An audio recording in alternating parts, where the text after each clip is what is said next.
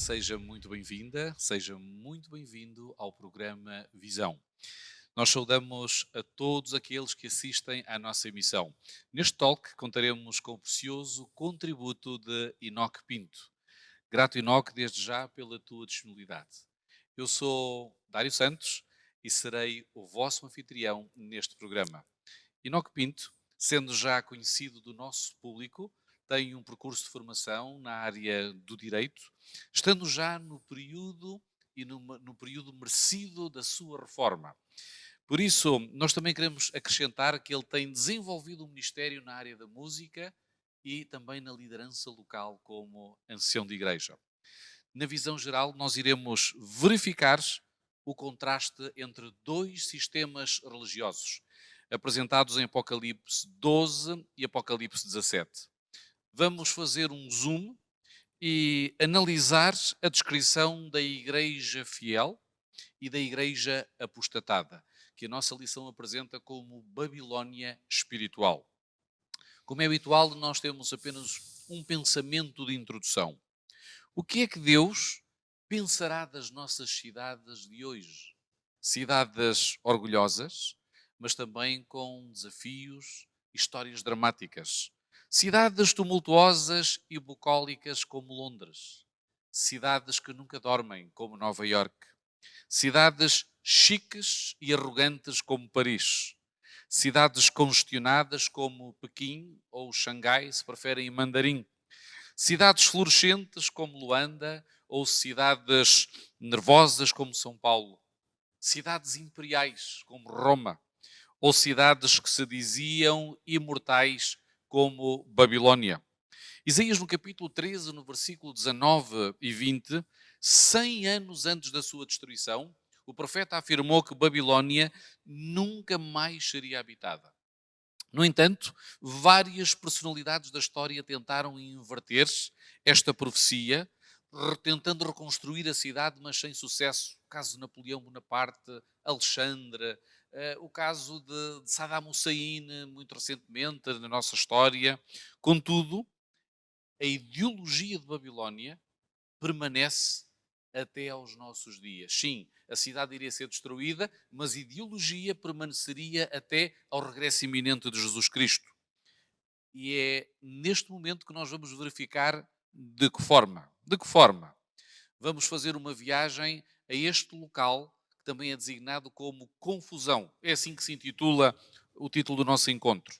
Em Apocalipse, no capítulo 17, no versículo 14, nós encontramos o seguinte texto: Estes combaterão contra o Cordeiro, e o Cordeiro os vencerá, porque é o Senhor dos senhores e o Rei dos reis. Vencerão os que estão com ele, chamados e eleitos fiéis. O tema do grande conflito é resumido no capítulo 12 de Apocalipse. E sabemos nós, Enoque, que o grande conflito começou no céu. De uma forma generalista, o que é que estava em causa no início do grande conflito? Ahm, muito boa, muito boa tarde ou muito bom dia, conforme a hora que nos estiverem a ver e a ouvir. É evidente que o grande conflito deu-se no céu exatamente porque alguém que foi criado como o ser mais perfeito da criação de Deus achou que poderia ser Deus, não é? E como tal, arrogou o direito de também receber a adoração. E isso fez com que houvesse alguma agitação entre as hostes celestiais, as hostes angelicais, e aí começou realmente este ser que era Lúcifer e que, portanto, ao longo, não sabemos de quanto tempo, mas o que é certo é que, pouco e pouco, ele foi passando a sua mensagem de rebelião, de querer pôr em causa a soberania de Deus, o governo de Deus. Então, o tema central do grande conflito está relacionado com a adoração. É verdade. E a adoração tem também um pilar, está relacionado com a obediência. Compreensão. Ora, quando nós entramos no tema da nossa lição, Uhum. nós verificamos claramente que Deus tem uma igreja, Deus tem um movimento e da mesma forma o inimigo apresenta a sua Exata, contrafação. exatamente. Hum, Apocalipse 12 apresenta-nos uma mulher vestida de sol e o capítulo 17 Apocalipse, uma mulher vestida de escarlata. Escarlata. Portanto, o E sol está relacionado com a glória de Deus, a uhum, pureza, a luz, e a escarlata normalmente está associada com pecados, com impureza. É a cor da impureza que a Bíblia apresenta. Assim, muito rapidamente, se o grande conflito está relacionado com a adoração e, sobretudo, com o caráter de Deus, este é o tema da teodiceia da justiça de Deus, hum, a mulher tem também uma simbologia. O que é que exato. representa, Enoque, a simbologia de mulher na Bom, Bíblia? eu escolhi aqui um texto de, de Efésios que nos diz exatamente, faz primeiro a comparação entre o relacionamento do homem e da mulher e depois apresenta aquilo que deveria ser a mulher significativamente como a Igreja de Cristo nesta terra. Em Efésios 5, 25 a 27, diz: Vós, maridos, amai as vossas mulheres, como também Cristo amou a Igreja e a si mesmo se entregou por ela, e agora vem, a fim de a santificar, tendo-a purificado com a lavagem da água pela palavra, para apresentá-la a si mesmo, Igreja gloriosa, sem mácula, nem ruga, nem qualquer coisa semelhante, mas santa e irrepreensível. Portanto, aqui o apóstolo Paulo, e também depois nos livros proféticos, sobretudo de Apocalipse, a mulher é identificada como sendo a igreja. E o que é que acontece? Acontece que a nossa lição vai, dentro deste âmbito, desenvolver o conhecimento e, ao mesmo tempo, as características de uma mulher que era pura, que era perfeita, que era, ao fim e ao cabo, uma mulher que, como diz o texto do Apocalipse, não é? Vestida de sol, uma mulher que representava a glória de Cristo, e desta maneira esta mulher simboliza a igreja verdadeira.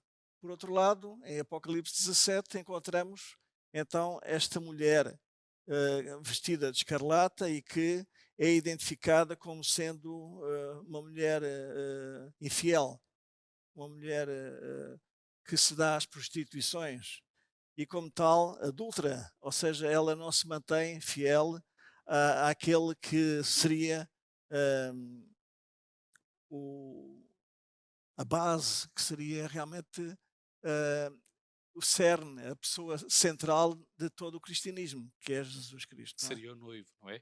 Portanto, então há um outro termo, um outro adjetivo que qualifica esta mulher que tu mencionaste em Apocalipse 12, que é virgem, não é? No sentido Ah, sim, de pureza. Eu estou-me a lembrar rapidamente, quando nós vamos aos Evangelhos, da história das 10 das 10 virgens. virgens. Hum, Significa que estas 10 virgens não se corromperam e, como estavas a dizer muito bem, Enoque, mantiveram-se fiéis no seu relacionamento. No entanto, o texto dá a entender que todas elas adormeceram. Exato. Portanto, quer dizer que nenhum grupo é melhor do que o outro. Claro, não S- há, Não há não, diferença, não há não é? diferença. Só que A diferença quando está após tem a ver com a a preparação, não é? preparação. Quando se deu o clamor da Uhum. meia-noite, e o Espírito de Profecia citou este clamor em 1844, aí Uhum. vem o noivo, foi O dado o verão. clamor, todas elas despertaram, mas houve um grupo que se deu conta que não tinha azeite nem infusa, ou seja, não estava Não estava preparado. preparado. E por isso a pergunta que nós fazemos hoje nos nossos dias é: se as virgens representam a igreja pura, quando é que nós devemos preparar para este encontro com o noivo? Será antes, quando o clamor decorre, que é exatamente neste Neste momento da momento, história claro. profética, ou será exatamente quando Jesus Cristo estiver a voltar? Não, é evidente que a preparação tem que ser agora, tem que ser a partir de agora, porque nós vivemos o dia de cada vez e, como tal, essa preparação tem que ser diária, porque este simbolismo do azeite nas lamparinas das virgens, não é? significa exatamente a presença do Espírito Santo. E ele é que tem o poder de transformar e de nos preparar para esse evento glorioso que será a segunda vinda de Jesus. E esta é uma analogia interessante, quando nós vamos rapidamente também ao capítulo 7 do Apocalipse e encontramos também a questão dos 144.000, Uhum. também diz que este grupo é qualificado como virgens, Virgens, portanto, que não se corromperam. exatamente. Ou seja, a analogia da mulher virgem, relacionado com a igreja, é encontrada em vários textos da Sagrada Uhum. Escritura. É verdade. Isto é muito interessante. Claro que nós não vamos entrar aqui na questão da literalidade do texto, agora na Pois, questão das 144.000, claro que não. mas nós vemos exatamente que estamos a falar de sistemas religiosos, não é? Completamente, Portanto, dois sistemas que se contrastam. exatamente. O Apocalipse 17 diz que esta mulher, que é a mulher adúltera, está sentada numa besta Uma fera, besta-feira. sobre muitas águas. Uhum. Assim, para quem nos está a ver pela primeira vez, Enoque, o que é que representariam as águas? O próprio capítulo 17, perdão, de Apocalipse, quase no final, diz exatamente depois o significado de alguns símbolos, não é? Em que fala exatamente que as águas representam povos, nações, portanto, pessoas, grande aglomerado de pessoas. Estes dois sistemas que aqui são apresentados na lição de domingo têm exatamente a pôr em evidência, como nós já referimos, esta mulher pura, a mulher que está vivendo um período de grande intensidade de relacionamento com Jesus, não é? E por sua vez, esta outra mulher que, como nós já referimos, ela está assentada sobre muitas águas, mas que sabemos que todo este processo que está a ocorrer significa que esta mulher é uma mulher que deixou verdadeiramente de amar a Jesus para se envolver mais com os reis da terra, com o poder político, fazendo assim uma junção entre o poder político e o poder religioso. Muito bem.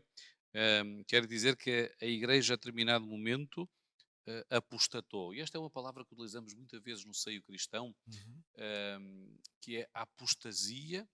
E por outro lado temos outra forma do movimento pendular, que é uma prática mais, nós dizemos, fanatismo. Ah, E há sim. aqui uma diferença entre a apostasia e o fanatismo. O fanatismo significa um exagero no conteúdo que nós encontramos na Sagrada Escritura, ou dentro do povo adventista, Sim. na mensagem dos três Os três anjos. anjos. Isto é o fanatismo. A apostasia significa a A negação do negação. conteúdo que encontramos na Bíblia ou a relativização Sim, desse sim, conteúdo. sim. E podemos dizer que na história do cristianismo provavelmente houve uma erudição na perspectiva que a Igreja olhava para a Sagrada Escritura. Ou seja, talvez tenham perdido o primeiro amor, Uhum. começaram a relativizar e a viver uma religião menu, ou uma religião à la carte. E o que é que entendemos nós por religião à la carte? Quando nós vamos a um restaurante e nos servem a carta, nós escolhemos refeições que nos Três aprazem. da praxe. Portanto, o que não nos serve, nós colocamos no canto, de lado. Exato. E há pessoas que vivem a religião desta forma. Aquilo que conseguem aplicar e implementar e que faz sentido, mesmo no plano racional, emocional, aplicam. O que não lhes faz muito sentido, colocam de lado. Exato. E talvez a subversão do sistema tenha acontecido também nesta perspectiva desde o lado humano, porque nós sabemos que no grande conflito, na realidade, era o enganador, o adversário, que estava a preparar este sistema religioso, De uma eh, forma camuflada, não é? camuflado e de forma apelativa, Apelativa não também, é? não é? Hum, Pois este, bem, este- eh, sim, sim, força. sim, o que nós poderíamos também aqui eh, mencionar é que, como dizias e muito bem, esta mulher símbolo de uma religião que sofre a influência dos grandes da terra, não é? dos reis, do poder político.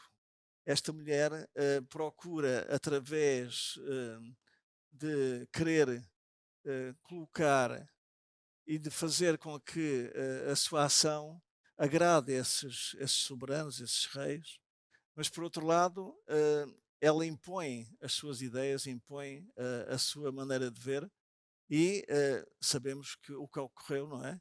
Ahm, Esta mulher é uma mulher que, perante ahm, a sociedade que então começou por desenvolver um cristianismo fora daquele cristianismo ideal, daquele cristianismo puro que a Igreja Apostólica manifestou, não é? Não será isto também um traço de caráter do adversário? Porque, voltando ao início da rebelião, porque o capítulo 12 faz um Uhum, resumo do grande conflito, e dizias muito bem no início, Enoque, o adversário queria a honra e o poder que eram dedicados a Deus e a Jesus Cristo, sobretudo. claro. Não queria imitá-lo no seu Pois caráter. não. E esta igreja, subversiva, da mesma forma, não pretende imitar o caráter de Jesus. Pretende também a honra e o poder Sim, dos reis sim. da terra. Sim, sim. E por isso imite como é que uma besta fala. A besta fala através dos seus decretos, Exato. é através da sua legislação. Uhum. E quando nós olhamos para a história desta terra, desta besta, hum, vemos claramente os resultados da tal aliança entre o O Estado Estado e a e a Igreja. Igreja. Na realidade, até foi mostrado esta visão Uhum. ao profeta Daniel, Sim, sim. que esta Igreja de Apocalipse 17 teria um domínio durante mil 1260 duzentos e sessenta anos. anos. 1260 anos. Hum, Isto é muito peculiar. A profecia deste período mostra-nos como é que as coisas começaram por ser alteradas de uma maneira muito subtil, não é? Primeiro, um dos imperadores, Constantino, ele criou condições para, primeiro, favorecer até os agricultores, no sentido de que eles pudessem começar a observar um dia diferente daquele que era o dia que Jesus observou, que era o sábado, não é? E a pouco e pouco começou a introduzir a possibilidade de adorarem aquilo que ele também adorava, que era o sol, não é? E o sol, como nós sabemos, este dia do sol, ou adoração ao sol, era uma das características que o próprio Constantino eh, era, digamos assim, uma das suas venerações, seria realmente a adoração ao sol. E ele, a pouco e pouco, vai alterar e vai criar até mais tarde, através do Edito de Constantino, uma lei que fazia com que todos pudessem observar o domingo como sendo o dia que a igreja, esta igreja simbolizada por Babilónia, deveria impor eh, para que pudesse ser assim observado este dia como sendo o dia de guarda, o dia de santificado, digamos assim. e é muito interessante esta retrospectiva histórica que tu nos trazes, Enoque, sobretudo pela implementação do Edito Constantino em 321, Uhum. hum, que nós até podemos fazer um paralelismo com os nossos dias, Ah, sim. porque quando ele implementa o chamado Venerável Dia do Sol para dar condições aos agricultores, para trazer coesão social, para trazer unidade, nós hoje podemos encontrar um movimento muito parecido nos nossos dias, os chamados os Domingos Verdes. Nós estamos a Ah, sim. aproximar-nos, quem sabe, um dia de um confinamento climático, Uhum. climático. As famílias trabalham, trabalham, não têm E tempo não tem para tempo. se relacionar. Quem sabe esta proposta de domingo, e é profética, surgirá também como resultado de expectativas legítimas que as pessoas têm. Efetivamente, Deus estabeleceu um dia da semana para a adoração. Sim, sim. Só que esse dia não é o domingo verde, Não não é, é? exatamente. Será mesmo É isso. um velho antigo a velha antiga proposta com que tem várias metamorfoses e que chega até aos nossos aos dias nossos com uma dias. proposta muito, muito interessante. Será que isso não é o vinho da ira? Eu acredito que sim, que isto é um vinho, porque quando falamos em Apocalipse 17, Uhum, desta prostituta, esta mulher, ela dá a beber aos reis da terra do seu vinho. E exatamente. normalmente o vinho entorpece a nossa capacidade mental. Aliás, há vários estudos académicos que mostram exatamente quando uma pessoa bebe, seria o equivalente a ficar vários dias sem dormir.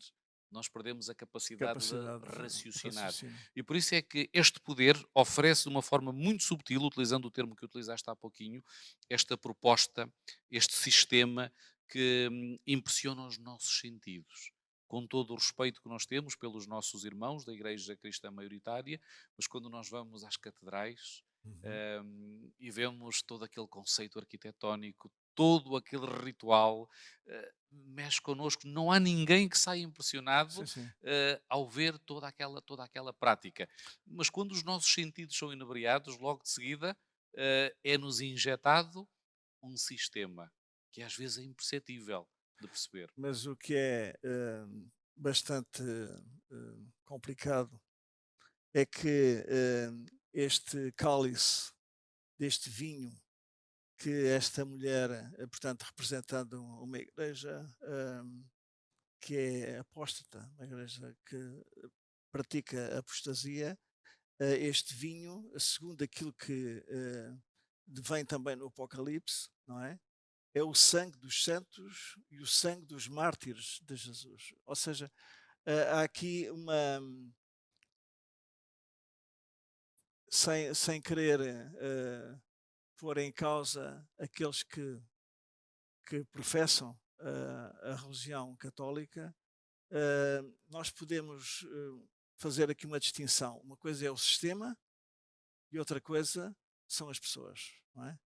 E o que o Senhor deseja é que as pessoas possam ter a compreensão do que existe nos bastidores, digamos assim, em relação com toda esta engrenagem que estamos a presenciar e que tem o objetivo exatamente de levar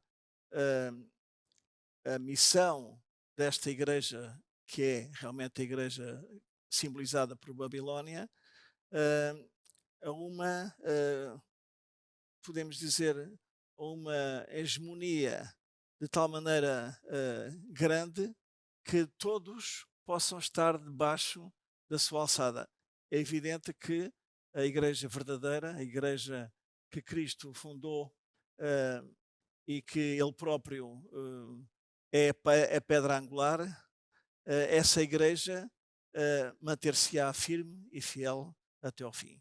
Mas ainda não falamos porque é que esta igreja falsa ou esta igreja que tem estas características que revelam que é uma igreja que quer viver apenas para a ostentação, para a grande faustosidade, a riqueza, o convívio com todos aqueles que são os, podemos dizer, os donos deste mundo, ou se intitulam os donos deste mundo. Uh, esta, este termo Babilónia começou exatamente num período muito anterior, ou seja, período antediluviano, quando, para pôr em causa aquilo que Deus estabeleceu, que era exatamente o poder estar em o povo que vivia depois do dilúvio, digamos assim, e de criar condições para povoarem toda a terra, eles agora acharam por bem não povoar toda a terra, mas centralizarem-se exatamente, pondo em causa aquilo que Deus tinha estabelecido, e Deus tinha dito que não haveria mais nenhum dilúvio, mas eles, em vez de obedecerem e de cumprirem aquilo que que Deus tinha estabelecido, eles acharam por bem criar uma torre de grande altitude, de modo a que eh, as águas, caso elas voltassem a aparecer, não fossem realmente novamente para destruir. Talvez, Enoque, aqui nós até possamos fazer uma definição etimológica da palavra Babel. Babel. Estamos na origem Uhum. da Babilónia. Na realidade, Babel significa Babilu, a porta de A Deus. A porta de porta Deus. de Deus. Quem fundou esta cidade foi Nimrod. Nimrod. Ahm, Babel também era conhecida pela Bri Nimrod, ou seja, a construção de Nimrod, no sentido de haver autopreservação. O que eles pretendiam era construir uma ideologia. Ora, não há nada de mal em construir em altura. Na realidade, hoje, nos nossos dias, se não fosse a construção em altura Sim, e as mas câmaras através seria, dos planos diretores municipais, o que é que seria das nossas organizações claro, modernas? Ou seja, a ordem foi para que se espalhassem pela terra. ah, Nimrod e a civilização que o seguia entendeu que não era para se espalhar pela terra e construíram ali um monumento à a sua sua própria. autopreservação, ao seu, queriam um nome, construir um nome. E ali foi chamada a porta de Deus na perspectiva humana. E que dizias tu e muito bem, houve um resultado.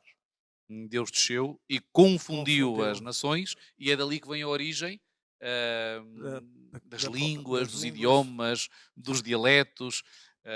e desta simbologia de esta cidade confusão, não é? E Com, confusão, porque as com pessoas não se conseguiam comunicar. comunicar umas com as outras, não é? É interessante também que ali naquele lugar, no vale de Cineares, mais tarde nós vamos encontrar então a civilização babilónica, Exatamente.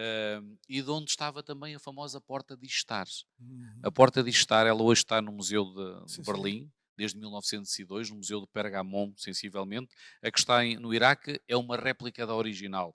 E nessa porta nós encontramos então os leões alados, que foi Exatamente. mostrado a Daniel no capítulo 7, quando ele viu aqueles Uhum. monstros que saíam do mar e viu um leão com asas.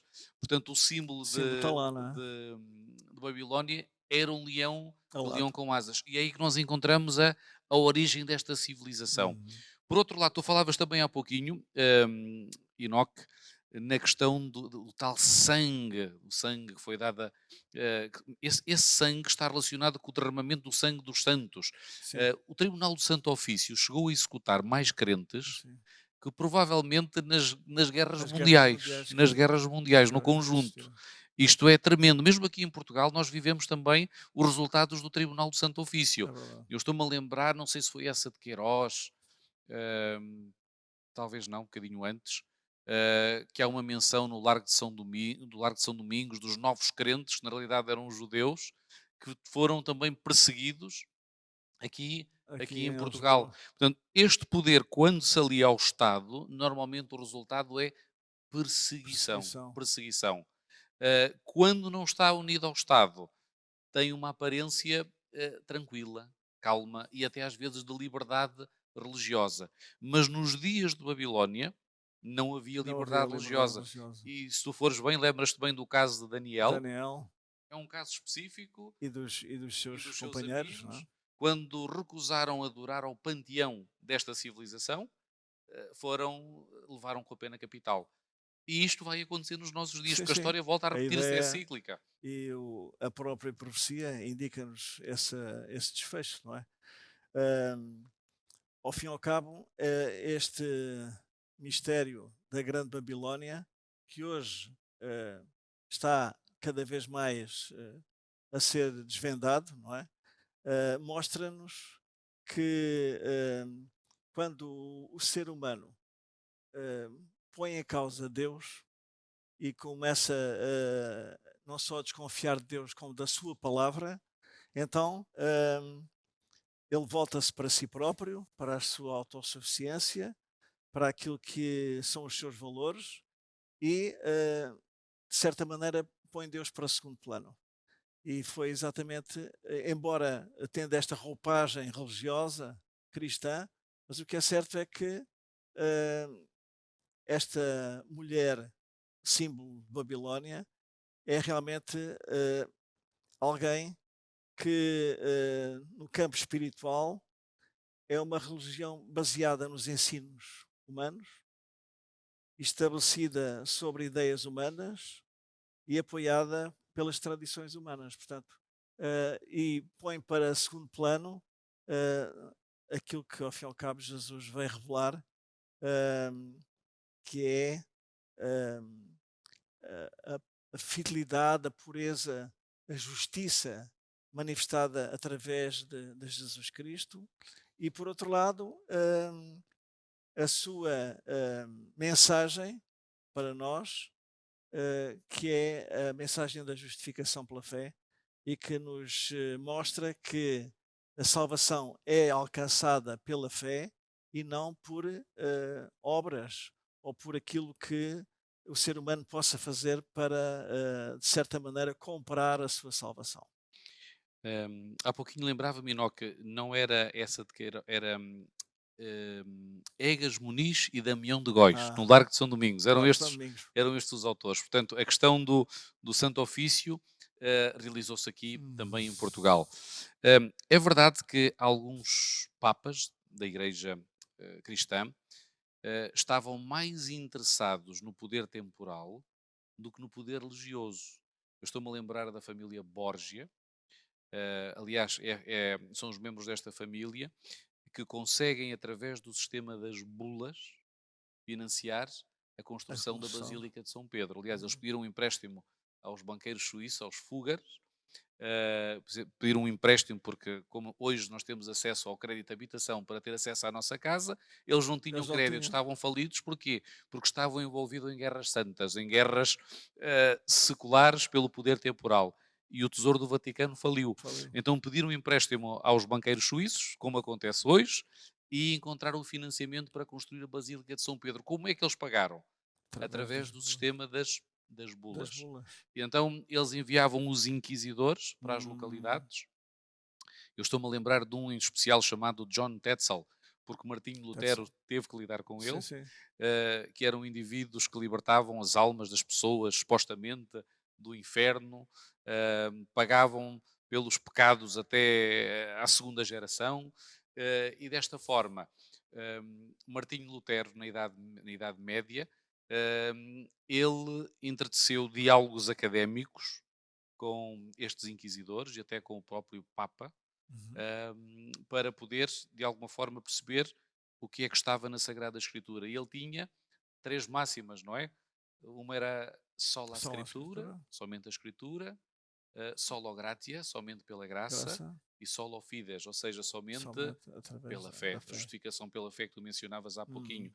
Ora, se nós retirarmos a Bíblia, que é a palavra de Deus, e nos mantivermos apenas com os credos, com a literatura alegórica, A eh, tradição. a tradição, a teologia sistemática, com isto eu não Uhum. estou a dizer que não é importante estudarmos teologia, com certeza que sim, Sim, mas quando a teologia não nos aproxima da Bíblia nem de Deus, então nós podemos estar num terreno perigoso. Aliás, os primeiros perigosíssimo. teólogos, Santo Agostinho, Justino Mártir, os pais da Igreja, eles chegaram a utilizar um método alegórico para interpretar a A Sagrada Sagrada Escritura, Escritura.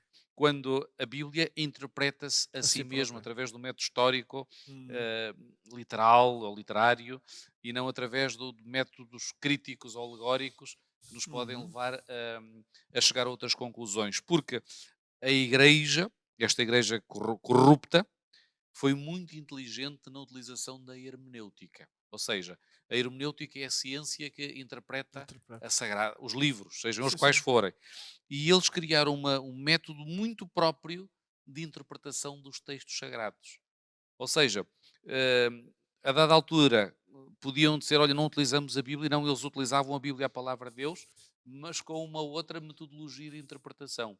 Aliás, toda a reforma protestante vem exatamente trazer luz sobre a Sobre a interpretação da interpretação da Escritura. Bíblia. Martinho Lutero utilizou hermenêutica para trazer luz sobre a Sagrada Escritura.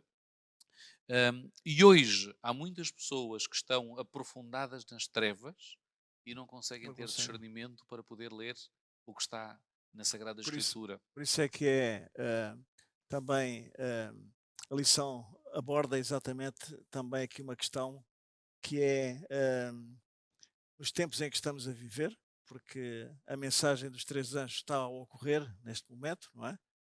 Ahm, e Deus deseja chamar a um compromisso as pessoas. Não propriamente um compromisso com filosofias ou teorias humanas, mas um compromisso pessoal, individual, com Deus, não é? E esse compromisso é exatamente baseado naquilo que Jesus fez por nós, não é?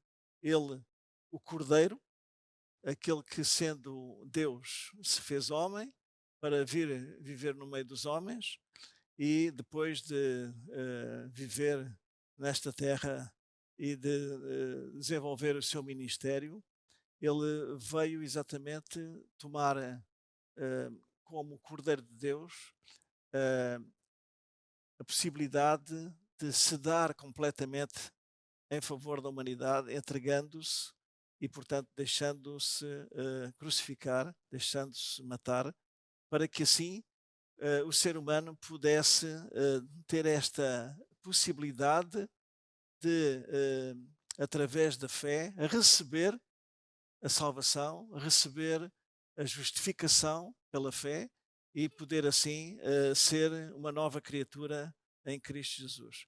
Ora, este chamado ao compromisso é um chamado que é estendido a qualquer pessoa, seja adventista, seja católico, seja budista, seja hinduísta, seja quem for.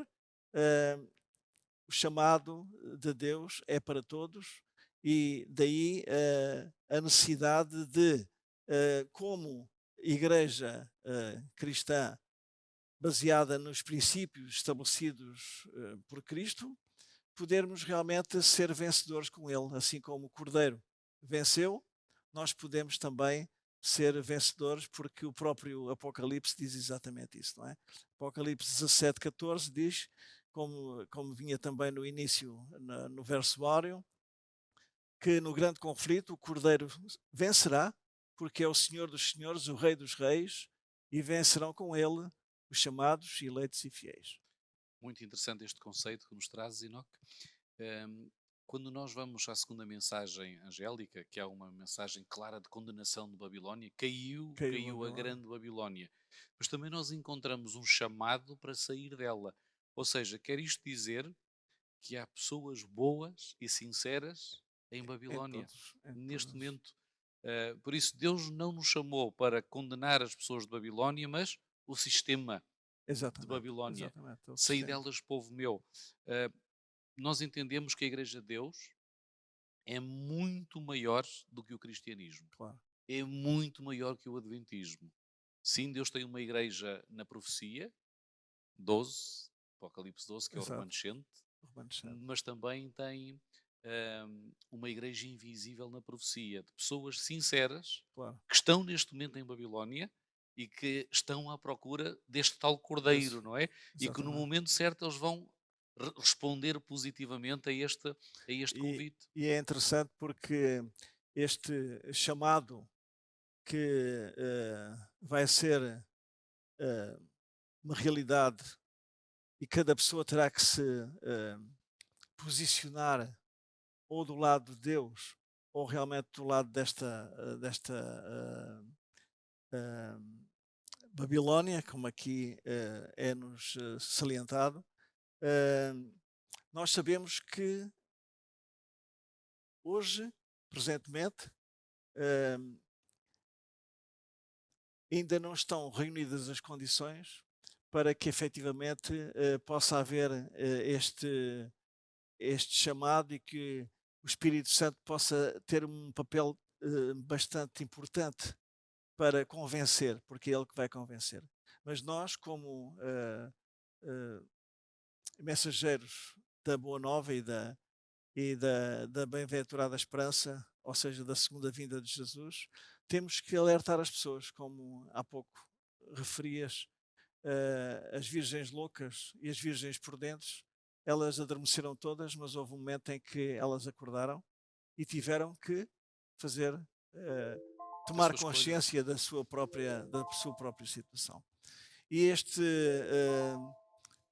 chamado que Deus quer fazer a cada ser humano tem um objetivo exatamente de pôr em evidência aquilo que são os princípios estabelecidos na palavra de Deus e, por outro lado, eh, levar as pessoas a tomarem uma decisão a favor daquilo que é a verdade genuína, o Evangelho eterno, a boa nova da salvação que em Cristo se torna efetiva para cada ser humano. Obrigado, Enoque. Estamos a chegar ao fim. Babilónia já está condenada e o Cordeiro de Deus já venceu por nós. Neste grande conflito, Jesus Cristo e a sua palavra são a base segura para esta tempestade espiritual que se está a intensificar. Eu oro para que Deus nos fortaleça com o seu poder e nos sustente com a sua destra fiel. Prezado amigo, obrigado pela sua preferência. Contamos consigo